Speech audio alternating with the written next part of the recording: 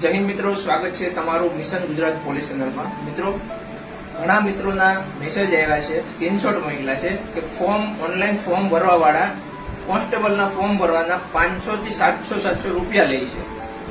તમને શરમ આવી જોઈએ ઓનલાઈન ફોર્મ ભરતા હોય એને, જે બધા નથી કહેતો, જે લોકો આવી રીતે કરે છે ને, જે નવા 12 પાસ થયેલા છે એને મેસેજ કરે છે કે રજીસ્ટ્રેશન કરવાના 450 રૂપિયા, પછી ફોર્મ ભરવાના અલગથી, ફોર્મની ફી 450 રૂપિયા, ગવર્મેન્ટની ફી 600 રૂપિયા, એટલે 1050 રૂપિયા, બરોબર છે। અને હોલ ટિકિટના 250, રિઝલ્ટના અલગથી। તો આવી રીતના 1050, 700, 500 રૂપિયા તમે ફોર્મ ભરવાના લ્યો છો, તમને શરમ આવવી જોઈએ, બરોબર।